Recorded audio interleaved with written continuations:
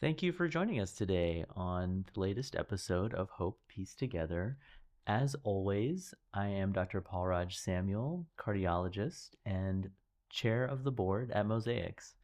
I'm very privileged today to be joined by Judge Echo Hutson, who is the elected judge of County Court at Law Number 4 in Montgomery County, Texas. Her court handles misdemeanor criminal cases as well as two specialty courts, the Domestic Violence Court and the Mental Health Treatment Court. As a graduate of Antonin Scalia Law School, Judge Hutson spent her entire career serving the population of Montgomery County, first as a prosecuting attorney and now as a judge. She's played a key role in creating Montgomery County's Domestic Violence Division and its Domestic Violence Specialty Court, which has been recognized as one of the top performing specialty courts in the country. Judge Hutson is passionate about educating others on issues related to domestic violence and mental health in the criminal justice system. She's the founder and host of two very important community events, Flowers on the Lake, which honors victims and survivors of domestic violence, and Montgomery County Anchored in Unity, which supports those facing mental health challenges. Her work has been recognized with several honors, including the Masonic Grand Lodge of Texas Community Builder Award, Community Prosecutor Award, Trial Dog Award, 2024 Texas Federation of Republican Women's Women of Distinction Award, and Marquis Who's Who in America. She also serves on the Collaborative Council for the Judicial Commission on Mental Health and is a proud graduate of the class of 2024 Leadership Montgomery County. Outside of the courtroom, Judge Hutson enjoys singing in a local country music band. She's also a proud mother of two sons. Her youngest is in 6th grade, and her oldest is a Marine veteran who works as a cybersecurity engineer. Thank you, Judge Hutson, for joining us today. Thank you so much for having me. I'm so excited to be here. Absolutely. So getting right into this, as we mentioned, you do host two very important events for our community, but today we'd like to focus very exclusively on Anchored in Unity. Yes. We would love to hear about the origin of this important event and kind of how it brought you to us today. Absolutely. So Anchored in Unity is a mental health awareness event. And I think the easiest way to start with that is I took over the mental health treatment court as part of my role as County Court at Law Number 4 when I was first elected. And it came to my attention that Montgomery County just didn't have a countywide mental health awareness event. Yeah. And I was asked to kind of create one. So Leadership Montgomery County, I was in that class of 2024, which is when I graduated. In 2023, that class was tasked with putting together a project for the community. One of the proposals for our class project that was not accepted with great sadness by many people in my class was put forth by Mosaics, which you are so familiar with. Of course. We really wanted to take on all of the projects that were proposed, but that one in particular with the Mosaics proposal, many people in my class wanted to put together a mental health awareness event. That was what was requested in the proposal. Yeah. And so that's when it came to my attention that there just was not a mental health countywide awareness event. And people in my class came to me and said, well, you do this domestic violence awareness event and you have the mental health treatment court. Would you be willing to put something together just outside of Leadership Montgomery County? And we would help you and put it together. So I took all of the resources that I have, all of the connections that I have. We sat down and came up with Anchored in Unity. And that is really how it was born. Fantastic. Yeah. And as you have started this, it has continued to grow. Yes. Which is incredible. Yes. And so talk to us a little bit about that evolution. I'm sure you started with a few select organizations and, you know, in looking through social media, I can tell that it has grown quite a bit. It has exponentially, I think. Every year it really has grown quite a bit. So the first year, what I really wanted to do when I was first looking, I wanted it to be something that the community can come to and feel very comfortable with, but also, you know, it's about awareness. Yeah. So many people, when faced with a loved one, a coworker, somebody that is in their life, that they may be coming to the realization that there is something going on with their mental health. They don't really know who to call. Yeah. And so I think the default may be to call 911 in a crisis. Yeah, for sure.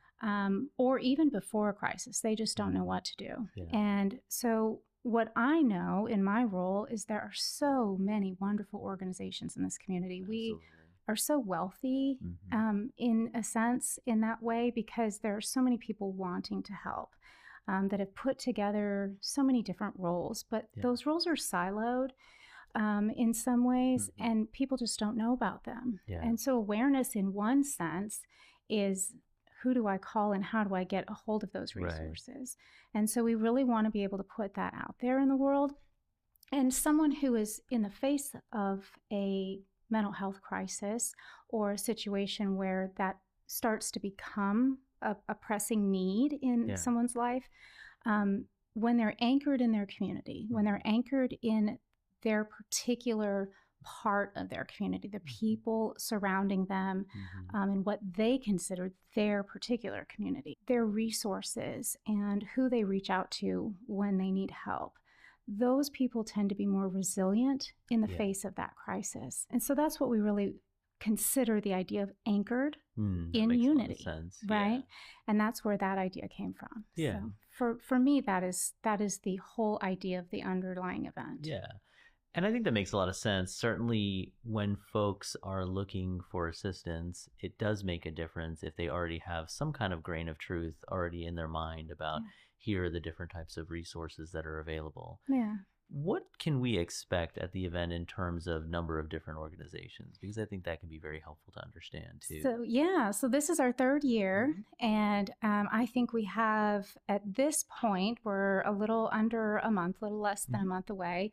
I think we have 60.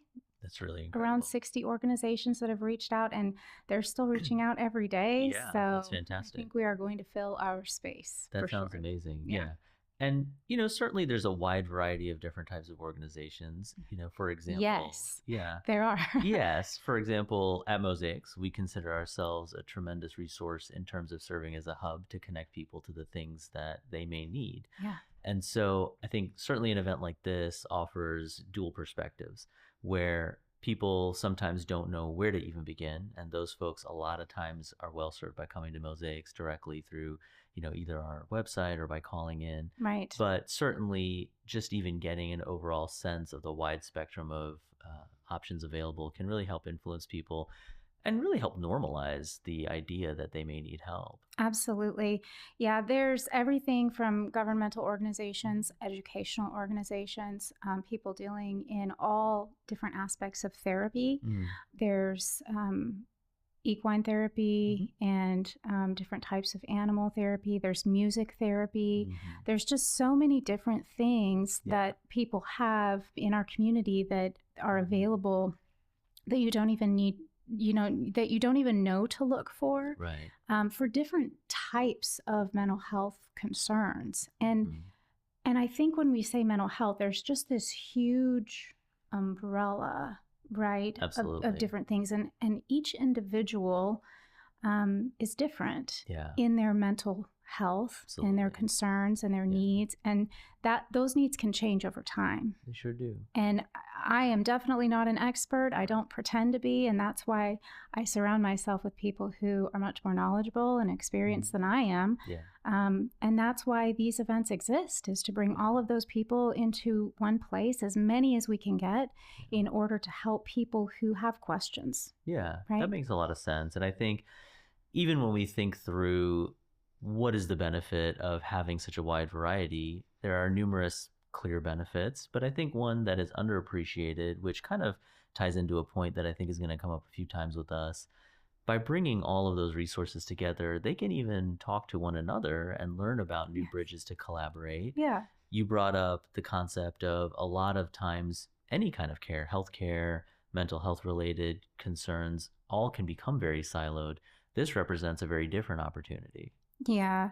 So, and I think that's one of the things where you and I tend to parallel, right? The more that we talk to one another, the more we realize that the entire human body is important Absolutely. in taking care of an individual, whether it's your emotional health, your spiritual health, your physical health. It all works together. For sure. And so, in my court, people end up in a situation where they're in the courtroom. Mm-hmm. And what I see is that they have been failed by the system in a lot of ways. They were failed to be diagnosed. One of the biggest things that just really hits me over and over again, part of why I put out there in the world all of the things that I do is, the average time from diagnosis where somebody starts to develop mental health symptoms, and they usually develop from adolescence into young adulthood.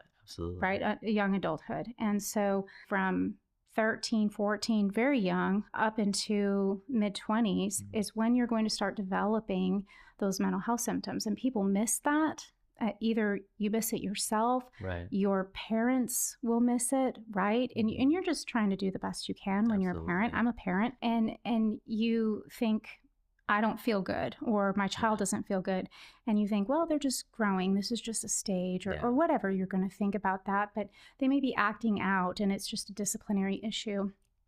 And sometimes you get past that stage, but sometimes that's a mental health concern. For sure. And the person that doesn't feel good, they are going to act out in a way that they self-medicate, right? They don't feel good and they want to feel better. And so many times we see this in the criminal justice system where they start to take substances, whether it's prescription medication that they shouldn't be taking, it wasn't prescribed to them, or it's something that is illegal that they shouldn't be getting, right? And by the time that they end up in the criminal justice system, whether they are driving while intoxicated, whether they are it's a theft case, or it's some sort of acting out as an assault case or something where that acting out or whatever the crime is that gets them into that criminal justice system, they have a co-occurring substance abuse issue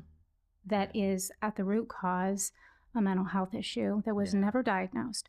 And the average time from that development of the mental health diagnosis from the development of the symptom is 10 years. That's a long time. It's a long time to not feel good, right? Absolutely. And so we're trying to help them at the same time that we have a criminal justice case. And that's so sad to see.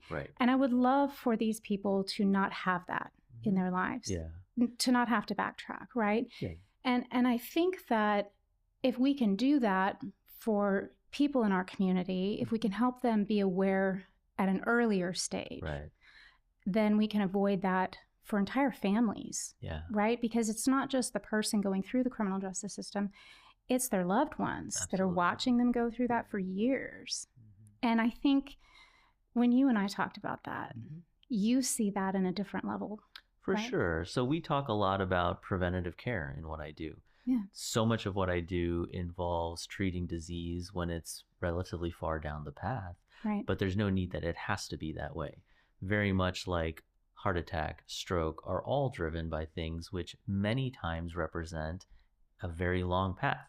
You talk about 10 years between the onset of things that happen and a diagnosis.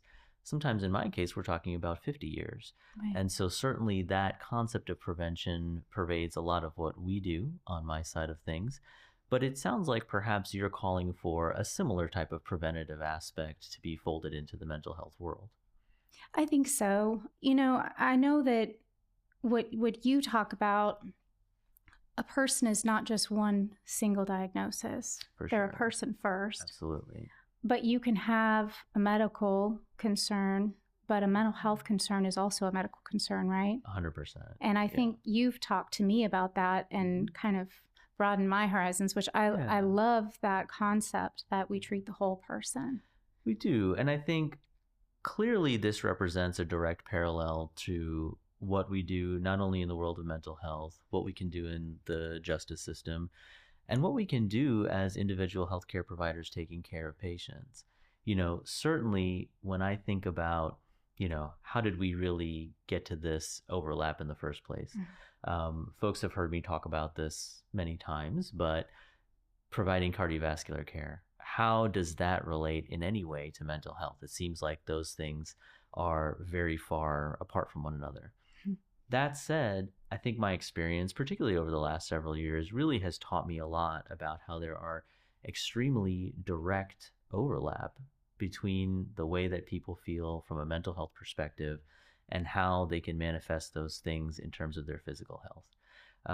I tell the story a lot, which is my origin into taking care of these issues or taking on these concepts really came from an overall experience over the years of seeing what happens to folks who don't get the ability to access mental health, who don't get the ability to even think about what's going on in their own bodies as a reflection of what's going on in their mindset.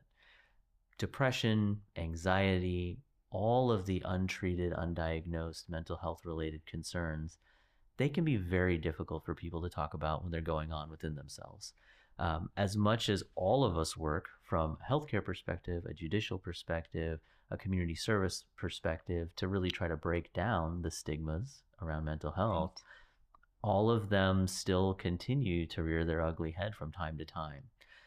So many times somebody may be suffering with anxiety, suffering with depression, and even if they can't recognize it, they know something is wrong. And so it can be challenging to even know where to go, to say something is wrong. Okay, now what? And so a lot of times what can come up in a more tangible sense is something like how it makes their body feel. So classic example, anxiety.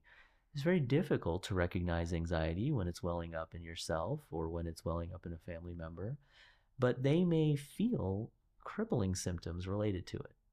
Heart racing, trouble catching their breath, feeling the heaviness on their chest of where something is bothering them and they don't know where to turn. All of these symptoms can take place at the same time as an individual symptom. And when they do strike, even though those symptoms can be tough to talk about, they sure are a lot easier to talk about with a healthcare provider than trying to come to them with mental health concerns. And so a very common thing that will happen is that somebody may feel any of those things: chest tightness, heaviness, their heart is racing. And they find themselves entering the healthcare system not in a preventative way, but at a stage where these symptoms are already starting to drive behavior, to drive mindset, to drive their ability to get through their day-to-day. And so they may end up in an emergency room, an urgent care center. They may end up with a primary provider. And once they start down that path of talking about their physical bodily symptoms, it becomes very easy, in a sense, to many times appropriately send them to see a cardiovascular specialist, a cardiologist like myself, because of course, as we know, cardiovascular disease remains the number one killer in our society, men and women, despite how underdiagnosed it remains in women. And so, of course, those people deserve a cardiovascular assessment. But that being said, if we only treat and look for those measurable things, those imaging-based solutions, those things that can be solved by providing a procedure or a pill, we miss so much of what may be driving them in the first place. And so I believe strongly in taking a look at all of those aspects. And I think that when we think through, what does that look like? That kind of brings us back to what you're talking about. Yep. We need to move away from that siloed approach, break down those walls between those who provide direct Western medical care and those who are able to offer a wide variety of solutions. I think through what you were talking about, there are many types of mental health services that need to be provided, and navigating that can be quite challenging. But when we come to see an event like Anchored in Unity, we at least get to talk to the public directly. We get to bring them the resources that they may need, maybe not today, maybe not tomorrow, but at some point. And I think that kind of helps explain a lot of why this event takes on such importance. Absolutely. And I think, there's so many parallels to be drawn between what you just said and somebody entering the criminal justice system. Absolutely. Right? Because they're there for driving while intoxicated, or they're there for a possession of a controlled substance, or they're there for something like that. And on the face of the criminal charge, it looks like one thing, but underneath what brought them into that system is something so much deeper, right? And a person, just putting a label on somebody, I think we've all seen and heard this in our society at this point. Sure. You can't just label somebody. Yeah. We all have experiences that brought us to where we are. And so if somebody is willing to talk about those experiences and willing to do that, I think my fear is when you just send somebody out through the other side of the system with a criminal conviction on a driving while intoxicated. Our community doesn't want that person to return with the next one and the next one and the next one, because that's dangerous. Yeah. And we really want to talk about safety for that person, safety for our community, right? And I wouldn't be doing my job if I wasn't concerned about that. Yeah. And so really getting to those root causes of what is this person underneath, what's going on with them? What is this substance abuse? What is the co-occurring mental health issue that is bringing this person into the criminal justice system, right? Yeah. And I think that's what's going on with you. Yeah. And I love that you are so willing to talk about that you aren't an expert in mental health, right? Yeah. But you have found a way to bring that into your practice for your patients. And just the same, I have brought that into that with the mental health treatment court, right? And so let me just kind of talk about, and I think we had planned on this, but maybe this is a great segue into that, what the mental health treatment court is, because it is not the regular court. So somebody who comes in with a qualifying diagnosis, and, it can be bipolar disorder, it can be schizophrenia, it can be something that a psychologist or psychiatrist who is qualified to make that diagnosis comes in and gives us that proper diagnosis that is connected to the underlying criminal charge in the case, and that there is a course of treatment available that will help this person is the best way to say that. It cannot be something like dementia, something that is going to continue to debilitate. Right. Then the state has to agree, the state of Texas has to agree that the charge is appropriate. It cannot be something that is a victim case where the victim doesn't agree, something like that. Yeah. So the state agrees. If there's a victim, the victim has to agree that the charge is appropriate. The case is then transferred as a plea bargain into my court from all of the other criminal courts. And we put them in with a team treating the entire person. Yeah. And so we have probation, we have Tri-County, if Tri-County is, they're one of my partners if they're going to go through treatment, but they can also use their own mental health provider. Okay. And I have Mosaics as part of my court as one of my partners in there. And I have a state representative, a defense representative, and then of course myself. And we staff these cases every time we have court, and we treat the whole person. Yeah. So if they need help with their monthly budget, if they need help with calendaring and how to stay on track with those types of things. Yeah. If they need help with living and where am I going to live, right? If they are working on just the basics in life, all the way through to compliance with staying clean. If they have substance abuse issues, we need to get them clean before we can help with the mental health. Absolutely. So we work with all of that, and then we work with their provider for mental health treatment. And this person goes through that court, and at the end of the court, if we work through the stages, graduate them, we put them back into our community as a whole person. Yeah, that makes a lot of sense. We treat all of those underlying things as a team. And it is an absolutely exceptional program. I absolutely love it. Yeah. It is really the opposite of punishment, right? Which for me as a criminal judge, I do a lot of. I'm sure.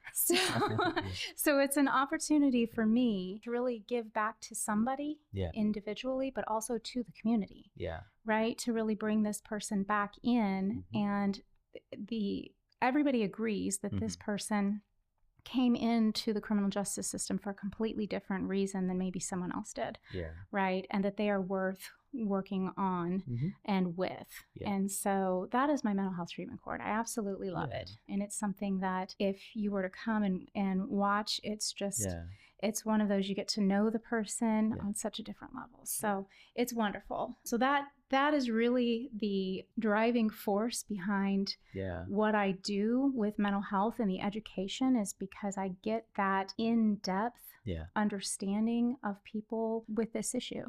And I think that as members of the community, when we think through what are some of the basic tenets of what we hope to achieve, I think most of us would like to live within a place where there's room for error, where there's opportunity for second chances. Comes up a lot in my medical practice. But thinking through what you're talking about, it sounds like in order to really get folks to the best version of themselves, that it can be very challenging to balance what are the expectations of how an individual moves within a society, but also when they step outside those bounds, what are the things that can be done, as you were saying, not just from a punitive perspective, but what are the things that can be done to really help reunite them with the society from which they come in order to maximize the health of the entire group. Right. And it sort of seems like without that mental health treatment piece, we are sort of just setting people up for what you talked about earlier, which is one offense, some sort of, sentence or punishment, right back out, right back in again, because we're not really looking deeply into the underlying disorders. I think in some cases that is true. I think there are many cases that I see where somebody has an interaction with the criminal justice system and we may never see them again. That was enough to turn them back. For sure. Right. And they have learned their lesson and they will never, never interact if they can possibly help it again. But there are some people that for them, they are struggling.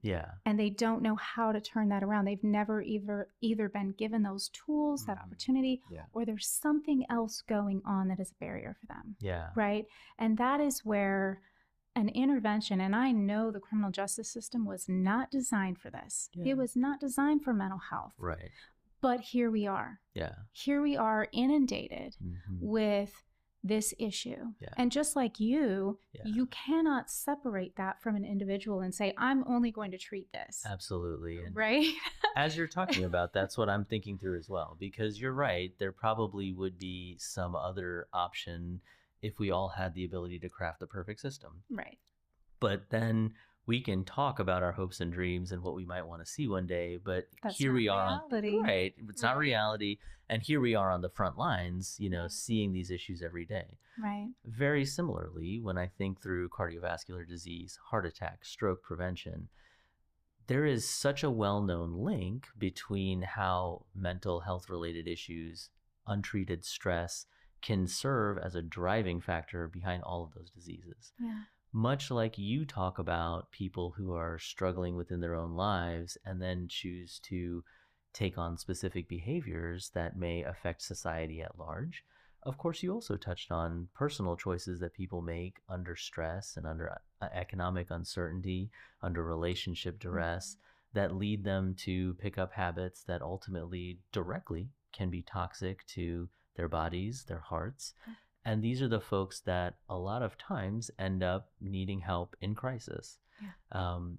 When I think through what kind of inspired me to be a cardiologist in the first place, there are many factors involved. There's the opportunity to find our way into the lives of a wide variety of people, because if you're dealing with the disease process that affects most directly the largest percentage of the population, it means it puts us in front of an entire set of society, men, women, folks with economic access, folks with poor access to economic means.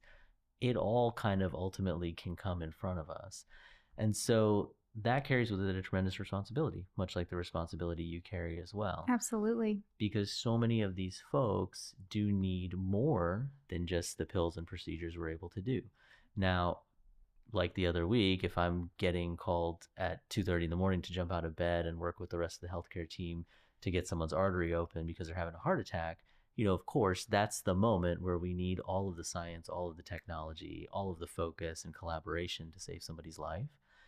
But the kind of similar parallel exists between what you do for folks in crisis, getting them to a certain point where then we can sort of unravel well, okay, what are the bigger things we can do to prevent this from happening? Right. And certainly getting them the mental health related access they need is a key cornerstone for that Right. treatment. I have talked about my entrance into the Mosaics world as one that came through kind of this repeated experience of seeing how folks were struggling, they needed more, and yet they had no idea how to access it.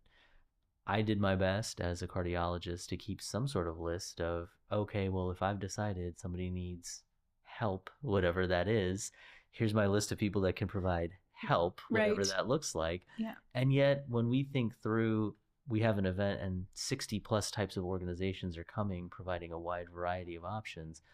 There's just no way that a practitioner like me can really keep track of all those things and figure out who needs what, because I'm just not trained to do so. Yeah. So thankfully, through the community, I got connected to Mosaics and ultimately decided, hey, what would be really great would be, let me go talk to them and just tell them what they need to do, right? Let me march into the office of Jamie Friels-Rooney, our executive director, and just tell her once and for all, you need to build a system that allows for a bridge between healthcare providers and mental health navigation. She, of course, like any executive director of a nonprofit would do, of course, just turned that right back around to me and said, well, you need to join our board and build that system with us. Right. And so checkmate on her part for that. So ultimately, here we are 3 years into that experience. We continue to lean heavily on in my practice on the work that Mosaics does, because it really does serve as an opportunity to provide one phone number, one connection point where someone can connect to a trained mental health professional who will meet them at their area of need, spend time with them, talking to them about what their issues might look like, and then go to a resource database of 2,000 different options to really find where are the options that we can bring that are resources for somebody, give them a list of 3 or 4 opportunities to connect with a provider who will actually also have time to see them, and try to make that a big part of their healthcare. At this point, I can confidently say that in 2025, we were able to help over 3,500 individuals and families who came to Mosaics needing a chance at a better life. As we think through what that looked like, that was almost a 50% increase in the call volume and the number of people we were able to reach from the year before. Yeah. And as we track through the early part of 2026, we're trending to another jump of over 55% in the amount of service that we're able to handle. So in that face of tremendous opportunity, of course, there's room for growth, there's room to connect with people, but it once again reminds us of how we as an organization also need access to these other care providers that come together in an event like Anchored in Unity. Yeah, and the more we connect, the better able we are to serve that community, right? Yeah. And I would hope that, I know our community is growing. I know that the need is growing. I would hope that those numbers are growing also because people are more willing to reach out. Absolutely. And are hearing about it. Right. And that's the idea of awareness. 100%. Right. And not just because there's more need for it, but not maybe just because we're more willing to ask. Yeah. And people know to call. Absolutely. Instead of waiting for a crisis, they say, I happen to know that type of behavior is maybe something that is a mental health concern, and so maybe I should ask for some help. And I love that is what is happening in our community. I love that that's happening. It continues to grow. And I think to your point, I think we want to think that perhaps maybe it's not because more people need help, but I think the reality shows us that it's both things. I'm sure it is. I'm sure it is. Economic uncertainty, in times of widespread stress, in times of diminishing access at times to healthcare services, all of those things continue to build. And so we want to be able to meet that need. Right. And I know in my court, I will tell you that we see both. Right. Sure. Our numbers are increasing, and that's due to population. And so we are going to just see more of it. And that's a hard conversation to have, right? Absolutely. But also that there is hope out there. Yeah. Right. There is hope. And there are things that our community is doing to step up, things that we are doing. Absolutely. Right. And I think that's an important message when we think through, you're an individual, I'm an individual. We have our ability to influence a small sphere of people in the grand scheme of things. Right. And yet, kind of clinging to that hope and that ability to inspire, I think makes a huge difference. Absolutely. When I think through, again, the way that it works, one provider, one patient, I always try my best to work in my practice to give people that hope. Thinking through the most extreme, as we mentioned earlier, someone has had a heart attack. Thankfully, through a coordination of multiple services and the ability to use available technology, say we have in fact been able to save their life, which is, a tremendous win for sure for all of us involved. We don't stop there.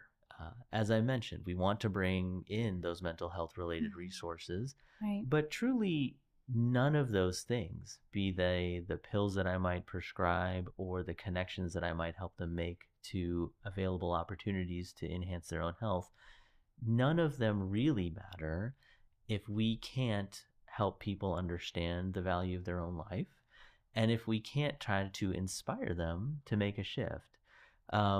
Absolutely. Absolutely. I have something that I always talk about with my patients who have had that kind of situation happen, who have been through a heart attack, who have been through a stroke, or even people who have gone through our preventative services analysis and identified an area where maybe a disaster hasn't happened yet, but they have the opportunity to prevent it. Even those folks need to be of the mindset to think through what they need to do as an individual to embrace the things that inspire them in life and want to make them stay around for it. And so, thankfully, having done this for a number of years, I get to be on the back end of other people's stories. We get to see people many times at their worst or at their most fearful or at the time that they're most scared of what might happen in the future. We can provide screening services, we can provide directed treatments, and give them the opportunity at changing their lives.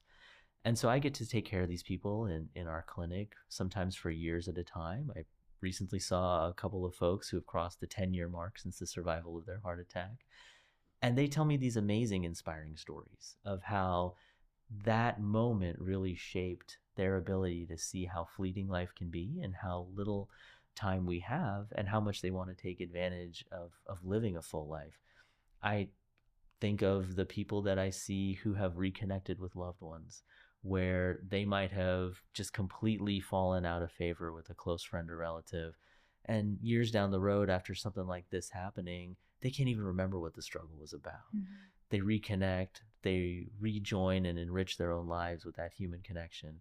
Or I think of someone that I was just seeing the other day who is over 80 years old, celebrating an anniversary of many years since his heart attack, who decided that he wants to learn Spanish for the first time in his life, enrolled in a local community college course, even went so far as doing literally a study abroad type program for a couple of weeks in Spain just so that he could learn about culture and find things that really connect us all together, even if he has to cross the ocean to find it. I love it. All of those things inspire what we do from a mental health perspective, from a cardiovascular disease management perspective. And it really comes down to this 3-word thing that I tell people many times as they turn the corner in their hour of need, which is simply cherish your life.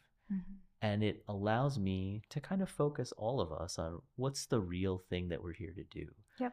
We can do imaging in my clinic. I can tinker with blood pressure medicines. I can move numbers up and down a page for better or for worse, depending on what we need to do. But if we don't have that big picture view that we're all here and it may be for a short time, cherish your life. It really kind of can be a struggle to work in what seems like a lot of minutia, just like you do in the court system, just like I do every day working through electronic medical records or other things.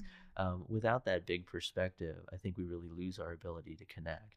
And so I remember telling you about this, and you have another mantra that I think works out very well with this as well. I do. I've had a saying that I used with my team when I was in domestic violence, which is a very, very difficult division to be in. And I use it now. It's a plaque that sits on my wall. It used to sit on my wall behind where my domestic violence victims would sit when I came and would sit with them for the first time and meet them and get to know them and their needs, because you always meet a person where they're at. Absolutely. Right? You always meet them where they're at.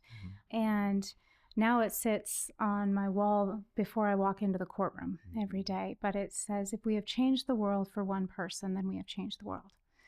right? And each person is an individual, and their experiences, who they are, how they see the world, is really how you should try to view the world, right? And try to see it through their lens so that you can change that world for them, right? That's how you really permanently change our world. And so that is something that's just been so important to me throughout my whole career. And I think that that's really kind of what you're talking about too, right? Absolutely. Each patient and how you can change their world going forward for them. Because if you go home at night and nothing has changed, what have you done, right? And so, like you said, it's your little sphere and your little area, our little corner of the world. This little corner of my world is so important to me. This county and this community is so important, but it's really the people. Absolutely. Right? All of the people. And so if I have an opportunity for even one person, then that's the opportunity I've been given. Absolutely. So. Well, Judge, whether it's cherish your life, whether it's changing the world one person at a time, I think one thing that we've learned from this conversation and from the conversations we've had is that moving away from dividing health, justice, solutions, and instead thinking about how we can bring them all together really represents a great strategy that I believe in, that you believe in, absolutely, that we believe in together, and we look forward to bringing it all towards that event. I know, and I'm so excited that you are going to be our keynote speaker. Honored to do so. And that we are going to be able to talk about some of these issues and to meet all of these organizations. We have so many new organizations this year, and then we're going to end it all with a wall of unity, where everybody who attends gets to put anchors on our wall of unity, and they get to spend some time in reflection about somebody that they may know who has mental health struggles and has faced that in their life at some point. And so it's really going to be a beautiful event. So we want to invite everyone to come out. It's going to be at First Methodist in Conroe. They are hosting it for the first time this year. Fantastic. So we've moved the event to an indoor space, which I think is lovely. It's going to be out of the weather. It's going to be at 4308 West Davis, which is on 105 in Conroe. It's Conroe, Texas, 77304. It'll be at 6 o'clock on May 14th, which is National Mental Health Action Day. Perfect. And we look to taking some great action that day to help heal our community. I'm so excited that you'll be joining us, and Mosaics will be there. For so many community partners. It's going to be lovely. Absolutely. Well, a terrific honor to have shared this space with you today, Judge. Thank you. And we look forward to much more positive collaboration in the future. Thanks for having me. Thank you.